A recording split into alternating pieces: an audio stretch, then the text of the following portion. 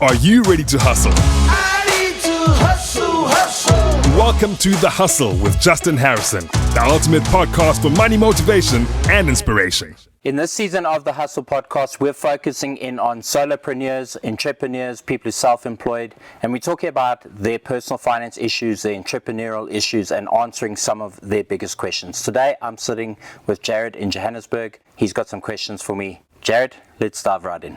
How's it, Justin? How's it, guys? So my first question is, being an entrepreneur, and it's quite a lonely space.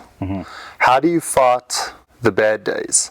Now, being part of the Money Tribe, I think I know the answer, but I'm going to let you answer that question. How do you fight those down days where you're feeling despondent, you're not getting anywhere, maybe all your leads have gone cold? How do you get out of that rut? So I think the first thing to accept is that business is about more bad days than good days. The sooner you accept that, the better you're going to cope with things. The second thing I'd say is that you have to develop resilience to pain. Business is all about pain. I always tell people, if you're going to go into business, this is how it's going to go. Bad day, bad day, bad day, bad day. One small amazing day, bad day, bad day, bad day. It's a lot like having kids. Same thing. It's terrible days, and then one day they do something amazing, and it's back to many terrible days. Okay. And business is a child. And you have to develop the resilience. And the biggest tip I can give is you've got to take the emotion out of it. There is no emotion in business. It's not personal, right? But everything is your fault. So it kind of is personal, but you mustn't make it personal, right? It's just business.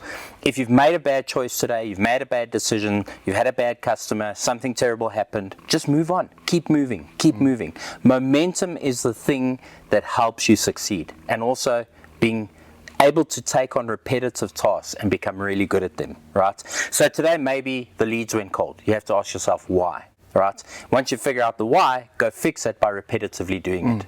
And success in business is all about developing resilience and good habits. And so this is another part that I always say to people: start your day and end your day the right way. Wake up in the morning, train first. Do some meditation. Spend time by yourself, because you're going to walk into a shitstorm every day of your life when you're in business. People think the more businesses you have, the more money you have, the easier it gets. It actually gets harder. More money, more problems, right? More people, more problems. So you have to develop that resilience. My rule is the first 3 hours of every day belongs to me, and the last hour of every day belongs to me. Everything in between, we figure it out. Okay, next question. So you know a bit about my history, and I haven't been making the best choices. So I'm in a bit of a hole at the moment. How do I get out of that hole? Obviously, I understand you've got to cut down all your bad debts and things like that. However, in my situation, it's not as vanilla and as simple as that. Okay. I took on a property that my in-laws now live in the flat, and it would be counterproductive to sell the house to buy something smaller, because then they'd be out of property essentially. They wouldn't have anywhere to stay. So without bringing down, I've brought down a lot of my debt. So loans, things like that, I brought it down. But now the biggest portion of my debt is my property. So I have spoken to the bank and told them what I can afford, and they've accepted that. Do I continue paying that small amount, or do I try and get back to paying that full amount of my bond as soon as possible? Because obviously the bank would want that from me, but also then it's a cash flow problem. So there's a lot of really deep aspects to your question. So the first thing to understand is, if you can't afford something, you can't afford it. Yeah. Irrespective of what the I used to be able to. That's the problem when things were going well. Irrespective of what the circumstances are, if you can't afford it, you can't afford it. Remove the emotion. If that means that your parents-in-law have to land up on the street, that's what's got to happen. I know it sounds harsh, but this is the reality. If you can't afford something, you can't afford it. You can't make something it's not. If you can't afford it, you can't afford it. It's that simple. The only way to solve a money problem is one of two ways. You either have to make more money or spend less money. So that's the only way, right? And the easiest way is to spend less money to begin with, right? Because when you spend less money, you solve the immediate problem. But then you also have to focus on earning more money, right? So what do you do on weekends?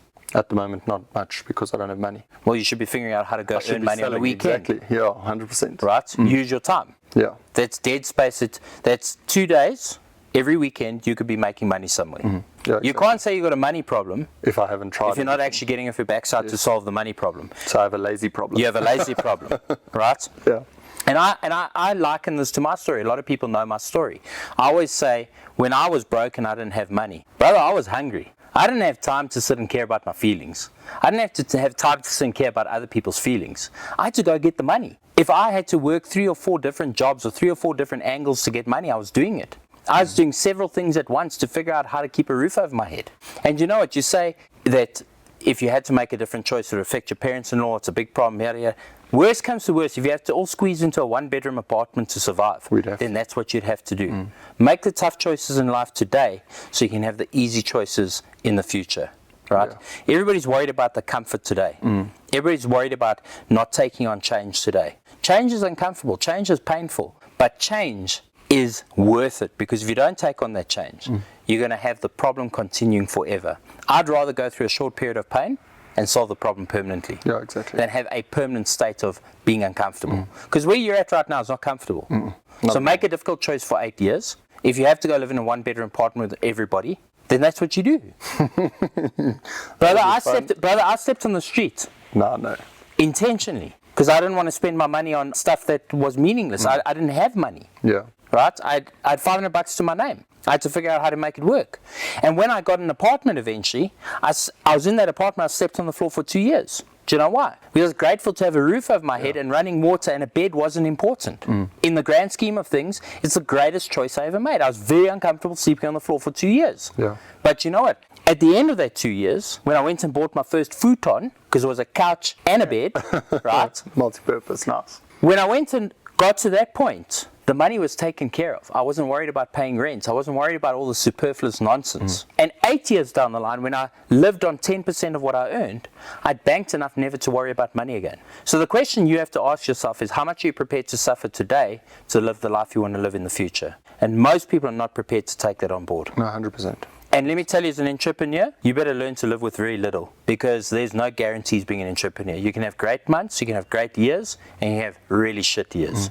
You got to get comfortable being uncomfortable. Another one of my questions is that I'd like to begin creating content on positivity and all of that. I started writing my book, but I'm a little bit embarrassed on social media because I'm a little bit worried if I say anything wrong. Because of how people are so sensitive these days, the last thing I'd want to do is get cancelled or anything like that. So where would you say is the best place to start with an Instagram channel or content creation? I'm the wrong person to ask. Have you seen my content? I love it. That's why I'm asking. Okay. And do you think I'm filtered in any way on my content? Not. I say it exactly it is, with a hammer and a nail added to it. You got to get to the point in life where you are comfortable enough in your own skin that you don't give a crap about anybody else's opinion. And social media is not the place to go if you give a crap what people think about you. In fact, this is the number one thing I tell young people. Until you've developed the resilience to not give a shit about what anybody else thinks about you, don't go on social media. Yeah, exactly. Because you're never going to be tall enough, you're never going to be thin enough, you're never going to have the right color hair. If you see the insults that get thrown at me by being on social media, you'd be horrified. Most people would commit suicide over it. Like real negative stuff, because the world is full of people who are full of insecurity, who reflect that outward on other people. So when these people make these comments and come at you, it's them reflecting their own insecurity. And if you go on social media and you're already insecure, it's adding fuel to the fire. So what I'm going to say to you is, first become comfortable with who you are. Don't even open up a social media account and post stuff about your deep inner feelings and what you truly believe and what you really think about until you're truly prepared to stand by the convictions of your words.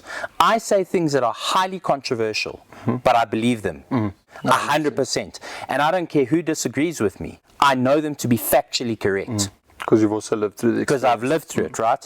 And so when I speak and somebody criticizes, it means nothing to me. Yeah, because they don't know. It just means to me that they don't know because they haven't lived that experience, right?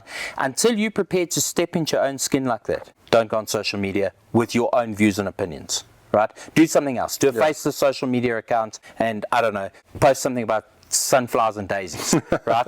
But if you want to really expose yourself on social media about what you believe, get to a point where you're comfortable in your own skin. I'm okay with people disliking me. I'm okay with people hating me. I'm okay with people disagreeing with me. And it doesn't change who I am.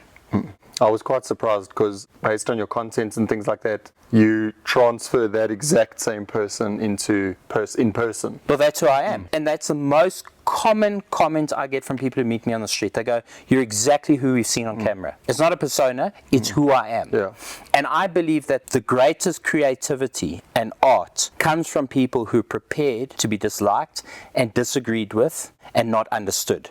Because we're not doing it for somebody else's opinion. Yeah. And social media right now, it's all about pandering to people's opinions and trying to be the most relatable. I don't want to be relatable. I want to tell the truth. What do you want? You want to be relatable?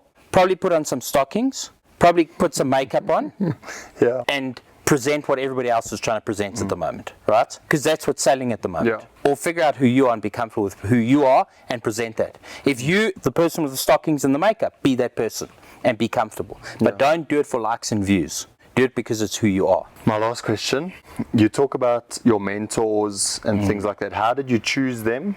And then how would an average Joe like me be mentored under you? I think that's such a deep question, because I've had the most incredible mentors. I've had people who I truly deeply respect, captains of industry.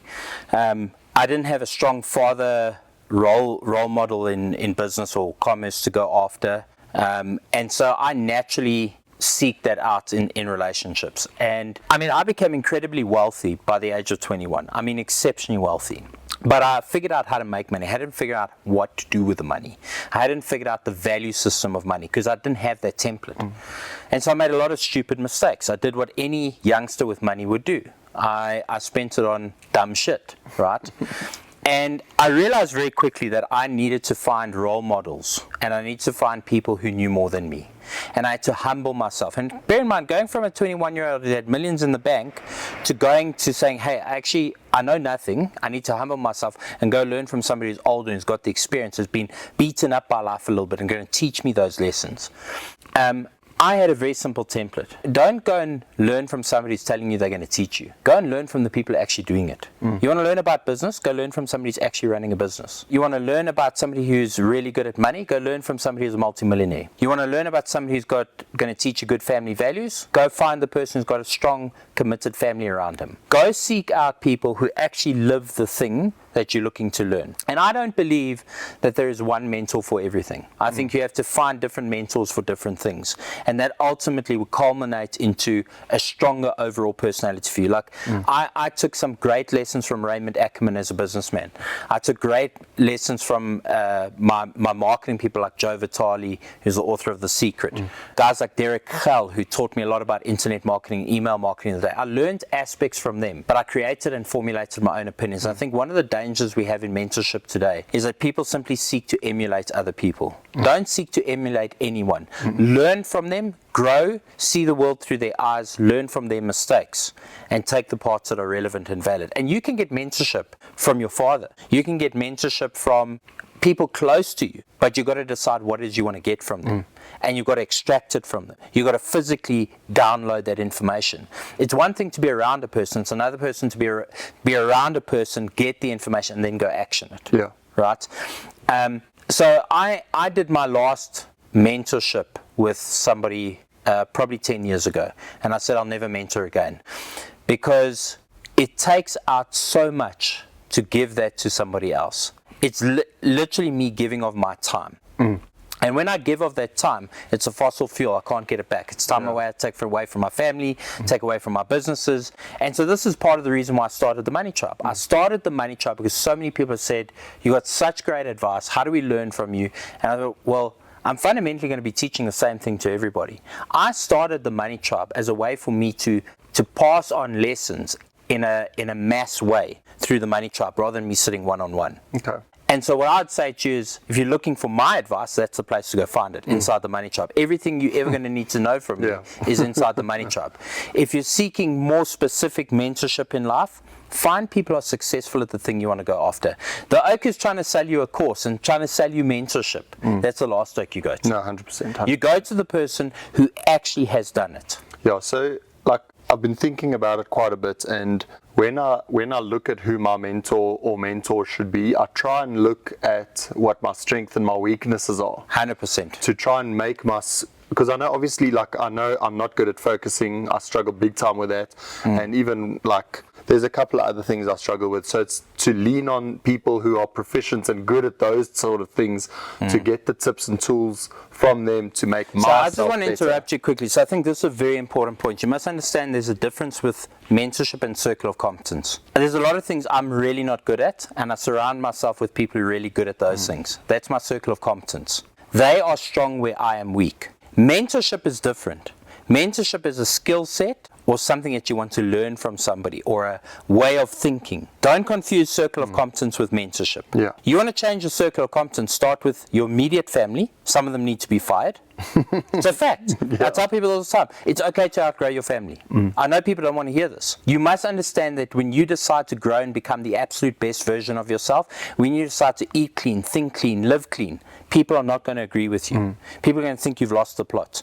If you say, I'm not eating sugar anymore, I'm not eating McDonald's anymore, if you say, I'm not going to dwell in negative commentary and speak and backstabbing and skinnering, people are going to think you're weird. So change your circle, and it's okay to outgrow people. I've told all my business partners this, and anyone I ever mentored, in life, if you want to grow, you are going to outgrow people, and it is okay.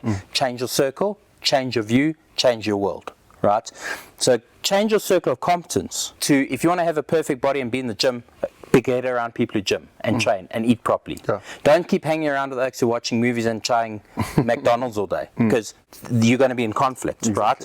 Then if you're wanting to learn specific skill sets, advertising, marketing, finance, business, public speaking, social media, find mentors in those spaces and figure out how to attach yourself to that. But mentorship and circle of competence is not the same thing. Different thing. Okay, cool. And change your circle of competence first, because there's no point in getting mentorship but the pots it's going into and the people around you are negative and don't live up to that value system. Nice. I have one more question. Go for it. So when going through the Money Tribe and things like that, you talk about sticking to what you're passionate about, what you love doing, things like that. So I'm in the process of launching a CBD and medicinal mushroom online store, essentially. Right. Also, I've had to stop doing that because I'm trying to sort out my life first. Yep. Because like you say, I can't build on broken foundation, essentially. So I'm trying to sort that out first. Once I've sorted out my life, and what would be the first step in either launching the store? Would it be an online platform or online marketing, or what would be the first inroads to make when launching an online brand? So you're not in the business of launching a brand. You're in the business of selling product. Branding is a byproduct of people using your product. I can't stand this concept of talking about branding. It's the dumbest notion on the planet. People try and create a brand before they sold a single product. Your strength of your brand is measured directly by how many people use your product. If there are 1,000 potential customers for this specific product, and you've got 800 of those buying from you, your brand strength is literally 80%. That's the way to look at it. Okay. We've got hoodwinked into this thing because corporates are out there spending money on branding that we think brand first, product second. Product first, brand second. So your logo needs to look nice. You need to have clear wording. Your mission statement needs to be clear. The product intent needs to be clear. All of that's part of your brand. The way you service your customers, how you deliver your product, the advice that you give, that's part of your brand.